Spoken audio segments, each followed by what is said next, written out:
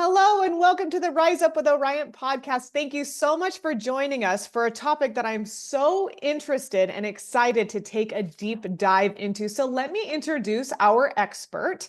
This is Dawn Patrice Youngs, a licensed professional counselor supervisor, national certified counselor, and board certified in neurofeedback.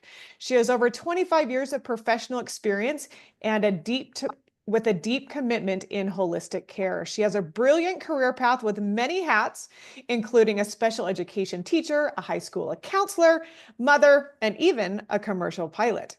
She believes in the power of integrating science, compassion, and collaboration to create a personalized therapeutic journey for every client. She's passionate about helping individuals, families, and high-achieving professionals navigate life's transitions, manage challenges, and rediscover their inner balance. So welcome, Dawn Patrice. How are you? I am doing well. And yourself? Great. I'm so excited to shout out from the rooftop how wonderful you are with your amazing experience, but also do a deep dive into neurofeedback, which I know I've heard about and I've had some of my network try it. But again, I'm here to learn more, as is our audience. So anything I missed from your bio that you want to put another little plug in for? I don't think so.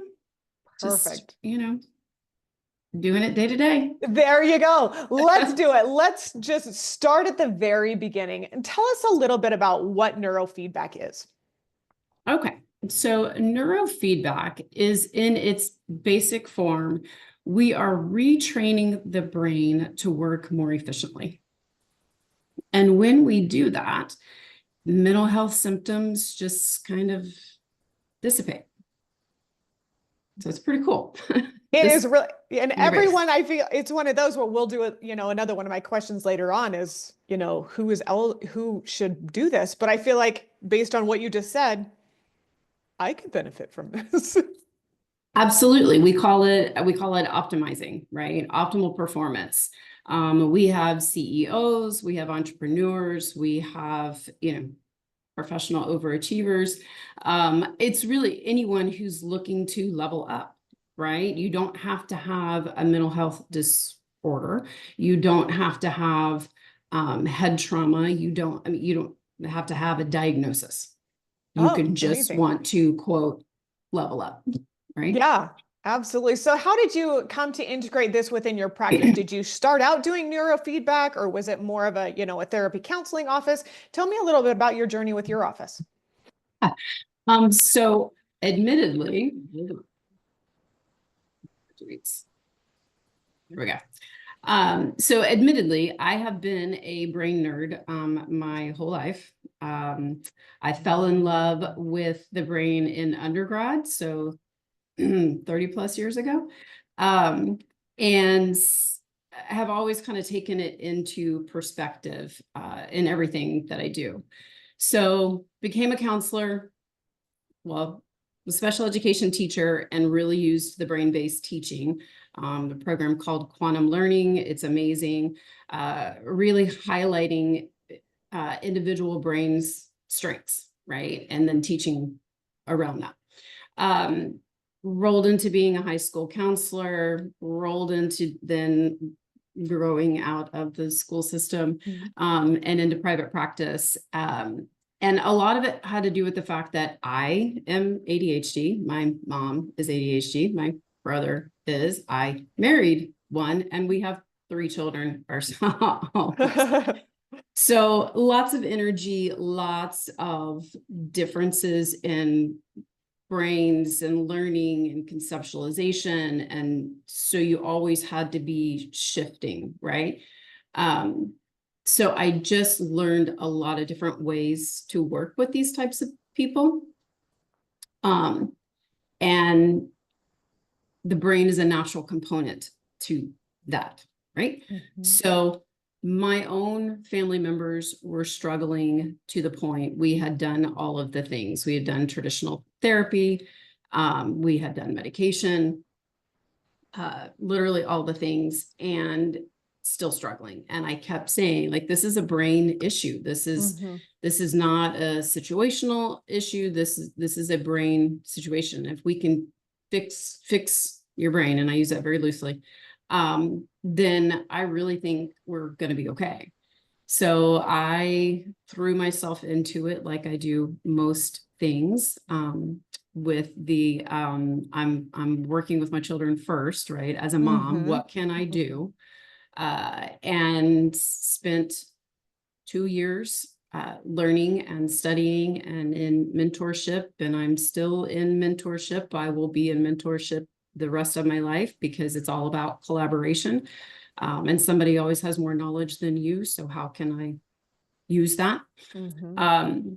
Started that journey and then guinea pigged myself and was like, oh, Hey.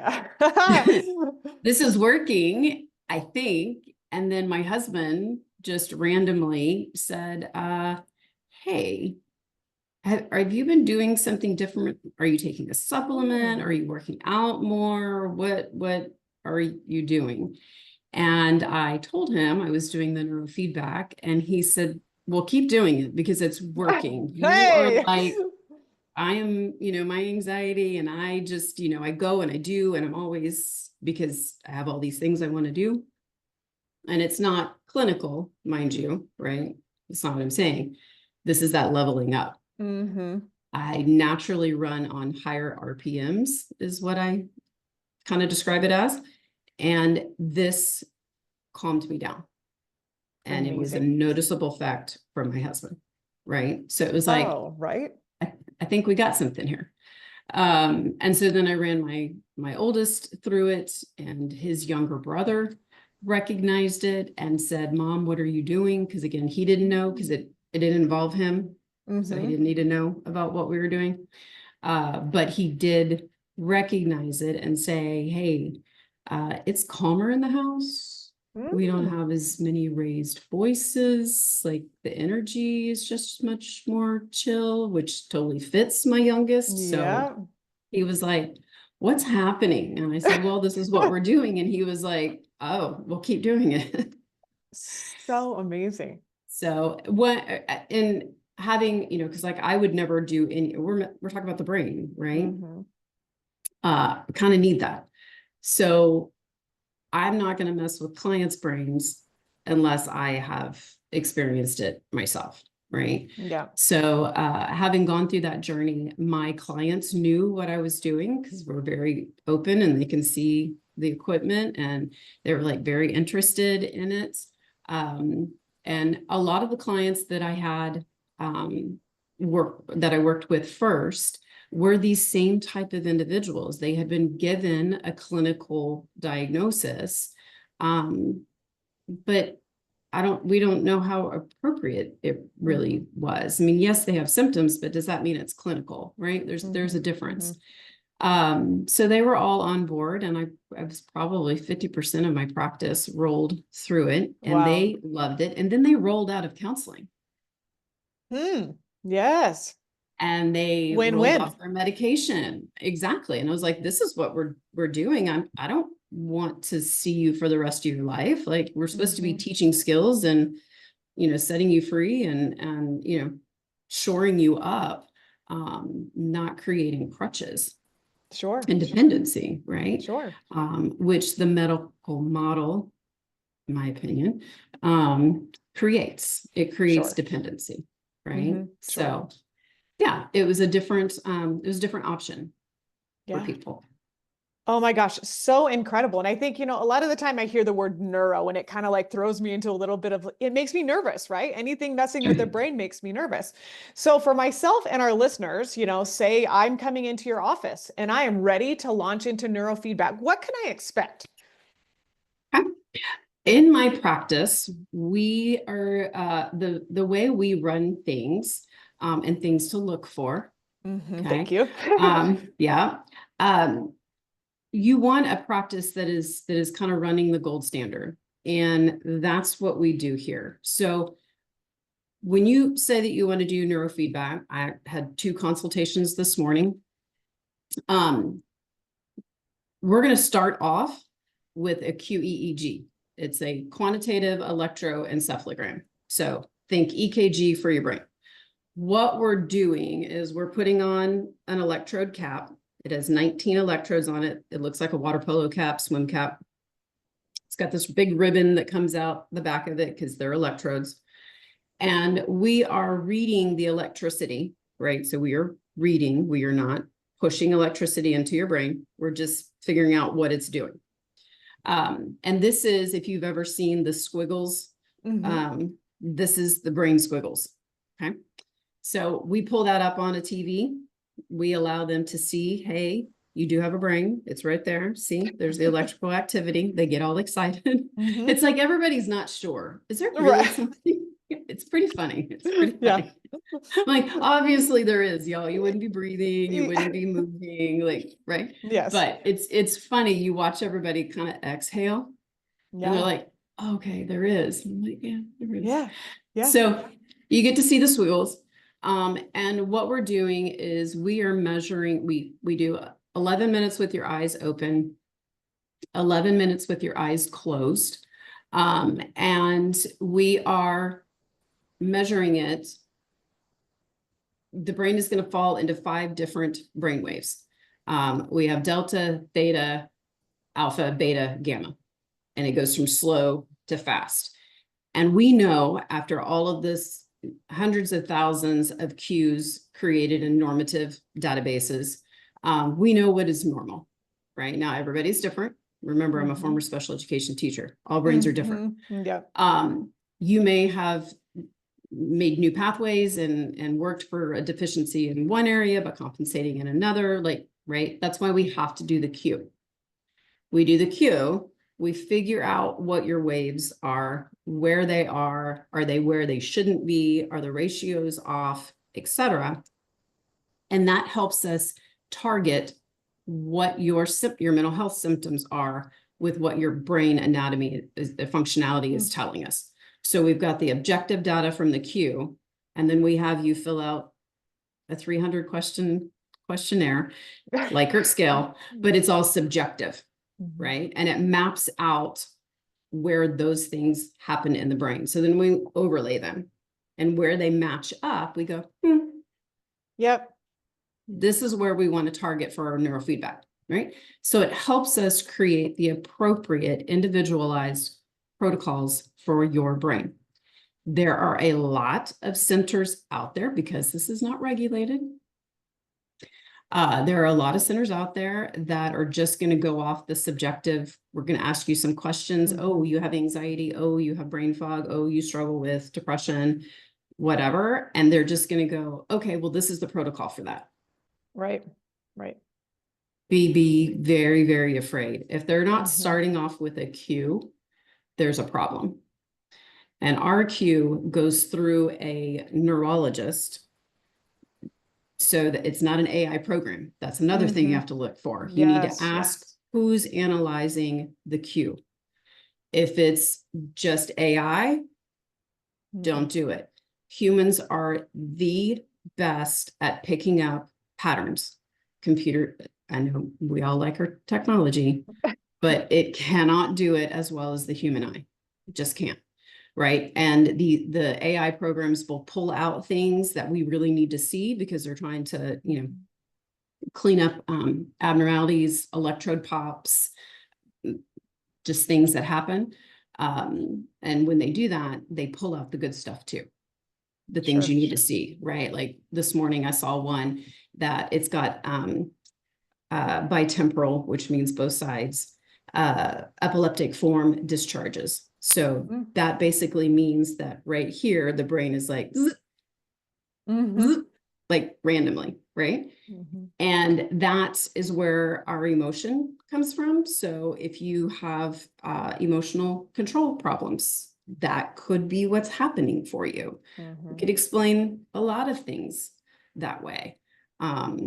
If you've got midline theta, you're probably going to struggle with thinking, like losing your train of thought, right? Inattentiveness. You're not paying attention, right? So a lot of these things look like ADHD when they're true brain functionality issues that we can retrain. Yes. Oh my gosh, so interesting. So tell me a little bit about that. So once you have, your baseline, if you will, or that cue, as you're mentioning, It's time to start the training. So how does that commence? The training, well, so we have to decide, right? We get the cue and we get that report from the MD, and there's a PhD behind it, and myself. And again, we're collaborating. They've got, I've got 4 years. They've got, I don't know, like combined 60, 70 years. But they're very sweet to me, and they're always, they're great teachers, great teachers. But we're also making sure that we're not seeing any underlying patterns of potential lesions, tumors, epilepsy. Like that explains a lot. If you've got what we would call absent seizures happening, where they would look like you're just checking out, you're just ADHD, you're daydreaming, whatever, right? I have a client who that's exactly what's happening. So we need to make sure that there's not any underlying contributors. And again, this is the gold standard piece, right? Because if you've got a seizure disorder underlying, we need to know that, and we need to figure out some of that stuff before we do neurofeedback. All prudent, right? We just need to make sure that we're not doing any damage.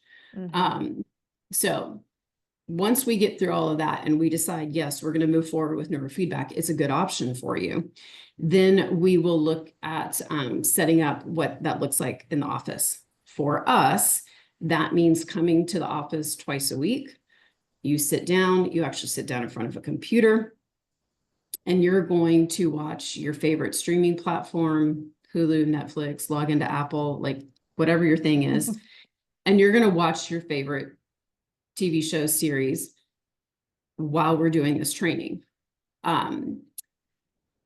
While we're training, we've already put into the computer what brainwave we want you to be performing at, what location, all of that kind of stuff. I mean, very specific range. We want 12 to 15 hertz at CZ, right?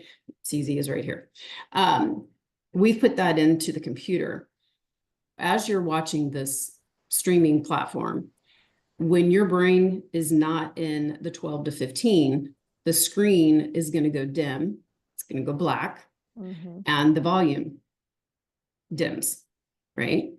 Your brain doesn't like that. And so it starts shifting its electricity, the brain waves, to figure out, how do I get back what I want? I want my dopamine hit, right? That's what TV is. Give me my dopamine hit.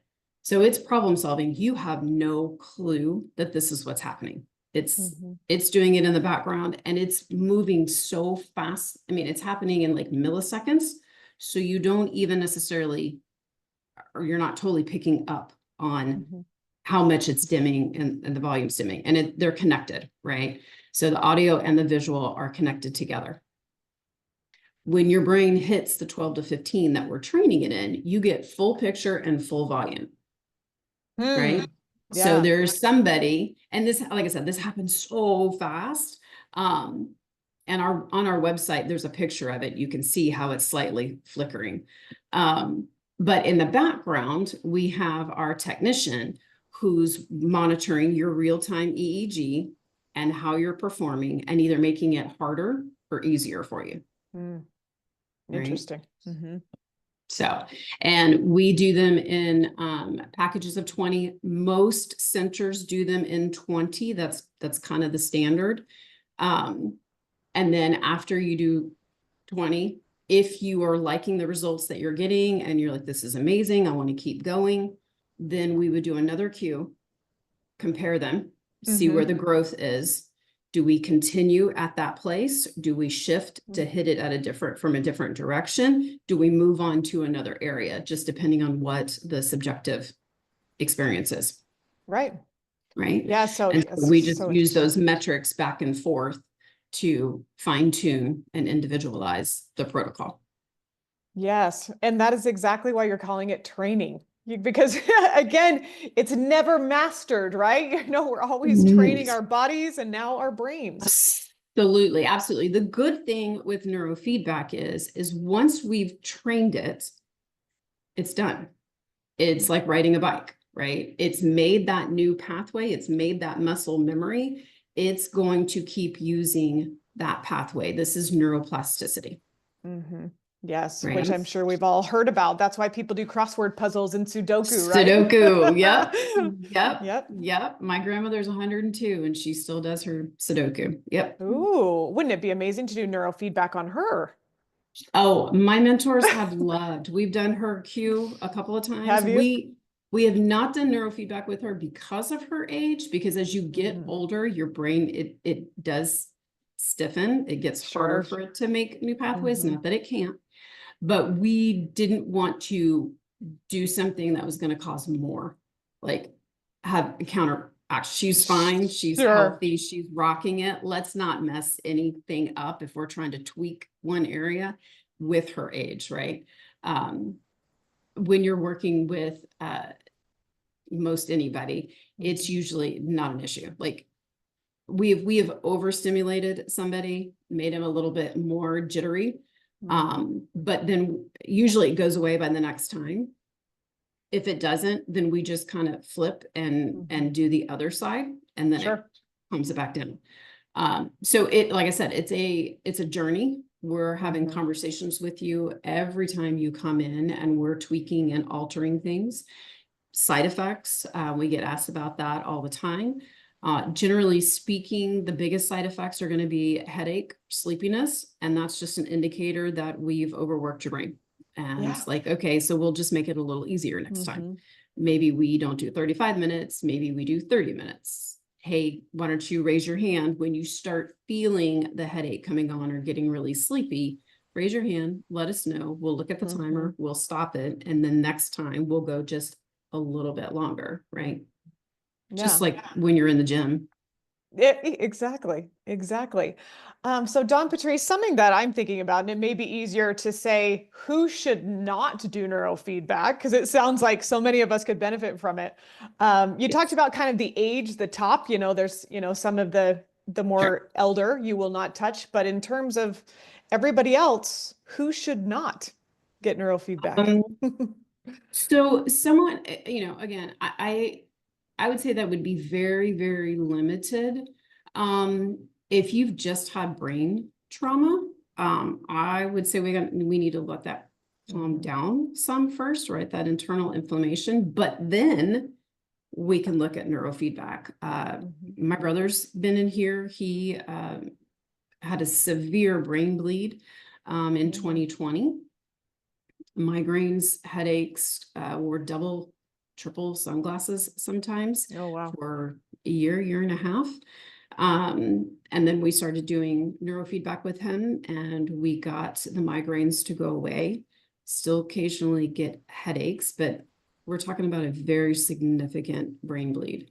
Wow. So, but we've made progress, and for him, that was life altering, Absolutely. Absolutely. right? What So about go ahead. I was just saying, so even if we can tune the dial, all right, so I'm 50. So coarse dial, fine dial on the radios, right? If we can just dial it just 5%, we can make major life alterations, especially like when we're talking about kids, because we're systemic, we're all cogs into our wheels, right? And so if we can change one and make that one a little softer, a little easier to manage, then we change all the others in the system. And watching, I can't tell you how many moms and dads I've had cry on that couch Oh, right there, 100%. Hmm. just going, oh my gosh, like it's a difference. She saw me this morning during morning routine. She saw that her behavior was affecting me, and she stopped and said, Mommy, I'm so sorry. Oh my gosh, I didn't mean to hurt your feelings. Wow. Right. Wow. So, I mean, just and having a kid go, I don't know what it's doing, but it's doing something. I feel different Yes. at Yeah. 6, Right. Yeah. Unbelievable. Yeah.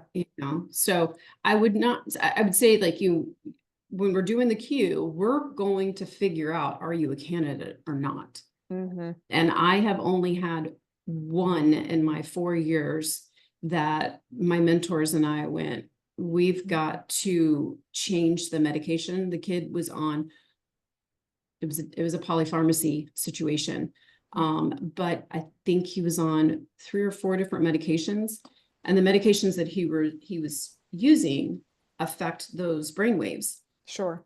And so the medications would essentially have his brain locked.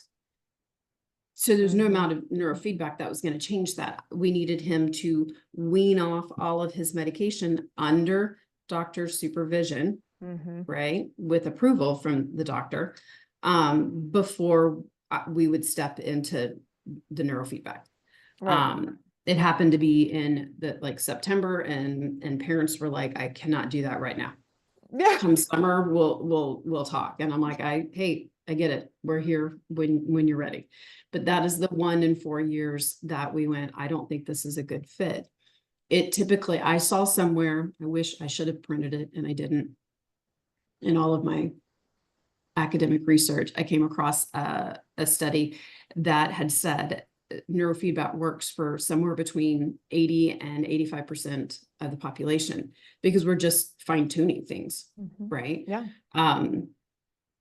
When you compare that to prescriptions, we're looking at like a 40% rate on prescriptions, which almost matches the placebo rate of 40%. So what are we looking at, right? So truly, I'm not against medication. It's just, it's making an informed decision, right? And maybe looking at things a little bit more integratively rather than solely relying on one thing. Right. Couple questions. First one, in terms of, at what age can you start this on the low end? Children, you've mentioned. So the youngest that I have worked with is 4, like brand new 4, literally turned 4, like 2 weeks before we started. I probably would have said no if I had known.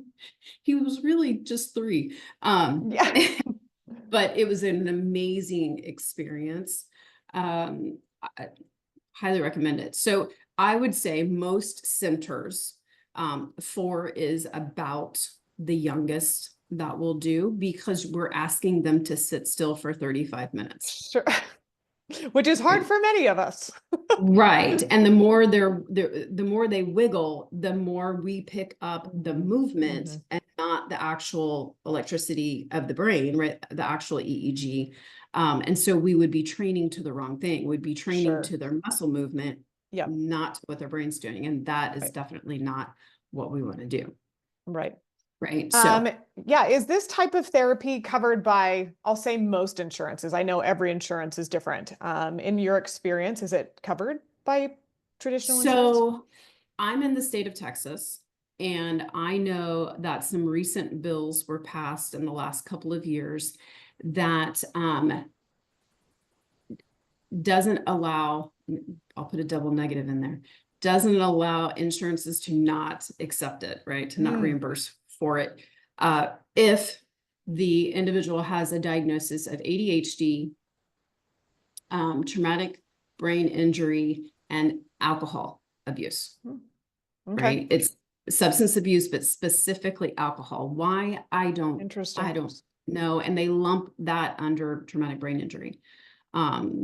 So I don't know why the bills were written the way they were, but so we have had parents be successful in being reimbursed from insurance.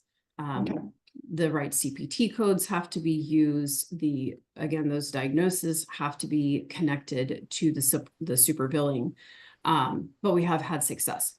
I will say the personalities that have found success are what I would describe as bulldogs. Sure. So they're just not going to take no for an answer, and they don't mind sitting on the phone and I'm calling back and I'm calling back, where most of us are trying to balance. And that is a lot. Yep.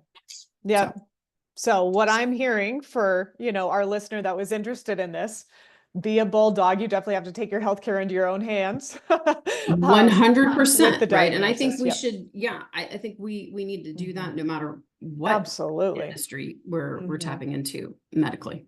Yep. And what I love, Dawn Patrice, about what you said is it's very much an integrative model. It's, the patient, the neurologist, yourself, the therapist. I mean, it's a team approach. And I think, we have so many of those options available and those many great minds together, we can navigate some of these hard things for sure. For Yeah. sure. And we love to collaborate, right? We want to meet with your PCP and any good, board certified in neurotherapy provider is going to want to collaborate. Your PCP, your pediatrician, your neurologist, your other counselor, right? I have lots of counselors in the area that refer over. Like, we've worked with this one for a really long time and we're just not making headway, which is another reason why I got into it. Again, I work with a lot of C-suite level people, entrepreneurs, high performing individuals, and they know how to do all of the things, but they're still struggling. They know how to do them and they're doing them and they're still struggling, right? Sure. And they've tried medication unsuccessfully and that kind of thing. And it was like, there's something else here, right? Just intuitively, there's something else here. And there is, right? The brain dysregulation. So yes, you want that team. Oh, absolutely. And Don Patrice, you talked a little bit about some of, your personal experience on some of the, I mean, even it kind of sounds short-term benefits in my mind, the more calm household and, not raising of voices. And that other example of the young girl who very quickly recognized her behavior, list out some more of the, short and or long-term benefits, depending on, what timeline we're talking about that you see with your patients. So the first thing that I see with parents and that I prepare them for, because they're all asking, like, how am I going to know if it's working? I'm like, well, you'll know, you'll know, but it generally is 5 to 8 sessions. I had a tiger mom who was, in hindsight, I probably wouldn't have taken her on as a client because I want you to believe in this. I want you to be a part of this. I want you to have researched it on your own, right? And this is what you want to do. Right. Where she wanted me to convince her. And I'm like, anyways, but I did because she was a special request from my mentor. And it was good because it took her daughter a little bit longer. She's the one that I said, hey, this is working. The 6-year-old who said, hey, this is working. But it took a little bit longer. And so it took like maybe 8 sessions. And it's not generally the case with the younger ones because their brains pick it up much quicker. But it was. And so mom came in, she was like, oh my God, it's working. It's working. And I was like, okay. She said, it is calmer. The child would rage for 6 hours, throw chairs, this kind of stuff. And it's just this more peaceful, it's the best way to describe it. It's just a calming, right? The way I explain it to parents and to adults that do this is most of the time we're increasing the alpha, and the alpha range is our idle range. So we've got our foot on the brake and we're just waiting to respond, right? But for a lot of people, they don't have that. And so they get stuck. There's inflexibility. There's emotional inflexibility. They get stuck in the motion and they can't get out. You can't reason with them. Or there's cognitive inflexibility. They're perseverating. They cannot shift off of that thought. Hyperfocus, ADHD, hyperfocus would be one. That's what we see first. There's flexibility. And the parents will say, yeah, I was totally prepared for a battle. We needed to shift. They were playing video games and I needed them to put it down. We're getting ready to walk out of the house. And that's usually when all breaks loose. Yep. And so we as parents get all tense. We're like, oh God, oh gosh, Here we go. I'm about to get yelled at. Here we go. Right. And so we're bracing. And then they go and ask the kid, and the kid's like, oh, okay. And they're like, that just happened? Yeah, exactly. Yeah. Alternate universe. 100%. So that's what we start to see, right? And it's a pretty cool thing to watch, and having all the parents come back in and like, okay. And this tiger mom, around 10. So one week she's like, I don't think this is working. I think, I want to quit. I want my money back, whatever. Right. And then the very next week she is like, can I get a family discount? I'm going to bring in this one. I'm going to bring in this one. And she's putting the whole family through. Mm-hmm. Right. So yeah, I mean, it's pretty life-changing. Well, and I think it's really important too, as we talk about this, it's not like the pencil gets dull either. Once you sharpen that and once you train that portion of the brain, it stays sharp. It's not something that over time it's just gonna, be right back to the beginning. Correct. And I will say I get asked a lot, will I need to do this again? Mm-hmm. Right. Sure. And it's a rational question. The only times we see a needing to come in for a touch-up, a tune-up, and that's usually like 5 to 8 sessions, is when we have some kind of trauma, right? And I Sure. use that loosely. What this could be physical trauma to the head. So we've done Mm-hmm. damage, right? Mm-hmm. This could be psychological trauma, unprocessed through experiences. This could be nutritional trauma, Mm-hmm. right? It doesn't really happen in the US, but it could, right? You're not getting what your body needs. Right. The biggest experience is hormonal trauma. I And was the just going to bring that up. best example to give would be women in pregnancy. Mm-hmm. Yeah, our brain is flooded with hormones and neurotransmitters, and those neurotransmitters affect the electrical component of our brain. Sure. Right. So again, the brain figures it out. If it's not regulating itself, then we come in 5 to 8 sessions. It goes, oh, that's what I'm supposed to be doing. And then it does what it's supposed to do. Right. Right. And on the flip side, you probably see it with the menopause shift as well, differently, but I'm sure that's Yes. the next Yep. part. And we see it with teenagers, right? Yeah. So that Mm-hmm. we've done neurofeedback when they were younger, 8, 6, 8, whatever. And then 14, we're revisiting again. Yeah. Right.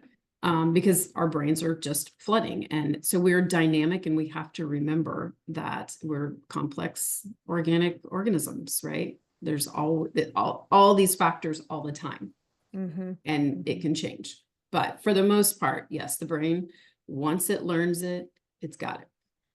Oh my gosh. Which is very comforting too, if you think about it. It is. It It's really very is. comforting, very It really comforting. is. So, Dawn Patrice, I know there's a lot of listeners. We wish we were all in your neighborhood, your neck of the woods in Texas, that we can just, make an appointment with you and come right in. Sure. So again, I do want you to introduce your practice, but for others as well, obviously our participants are spread throughout the country. How can they find services like this for recommendations on where they can get neurofeedback or find the providers for this? Absolutely. So the best place to go is our certification directory. It is bcia.org. And then there is a tab up at the top that says providers. And you click on that, you can search it by zip code, you can search it by state. You will find we have 2 different certification types. We have biofeedback, and that's we call it a BCB. And then we have a BCN, which is the neurofeedback. Now, neurofeedback is biofeedback, but it is specific to the brain, right? We are paying attention to the brain's feedback and responding to it rather than the whole body, right? Biofeedback would be more like breath training, HRV, skin temperature controlling, those types of things, right? So a different type of feedback. But BCN is what you want your provider to have in order to do neurofeedback with them. And again, you want them to be doing the cues in-house, not with AI. You want eyeballs, trained eyeballs looking at it. And the people that are trained to look at those are individuals that have a QEEG-D, as in diplomat, behind their name. They've done their whole certification program for that. So many letters for everyone listening. I will put it in the show notes, so you will catch it there. If you don't write all the letters down, I'll put it in the show notes as well. Yes, So, yes, Don yes, Patrice, tell yes. us about your practice in Texas, where you're located, the name of it, and how we can get hold of you. Okay. My practice is Neurofeedback of Cypress. Pretty easy. We're in Cypress, Texas, which is a northwest suburb of Houston. We've been open for about 3 years now, going on 4. No, going on 3. I can never math right. We started off as a counseling practice and then added the neurofeedback as well because we had plenty of people who didn't need the counseling, just wanted the neurofeedback, right? Mm-hmm. A lot of our men like neurofeedback because it doesn't get messy with emotions, Sure. and they feel better. So Mm-hmm. Uh-huh. Yeah, I can he's understand. Not he's everyone too. wants to talk about it. Yep. They're like, it's fine. Right. Mm-hmm. Okay. But it's not fine because you've got life stuff that's happening and that's not good. Yeah, life is So messy.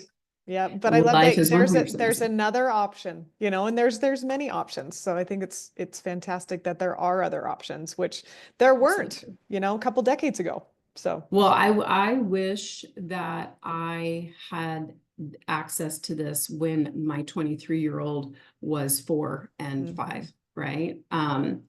The popular approach then was medication. And sure, so literally my oldest and middle have done the medication route, stimulant, non-stimulant, all of that. My oldest has probably been on every single one.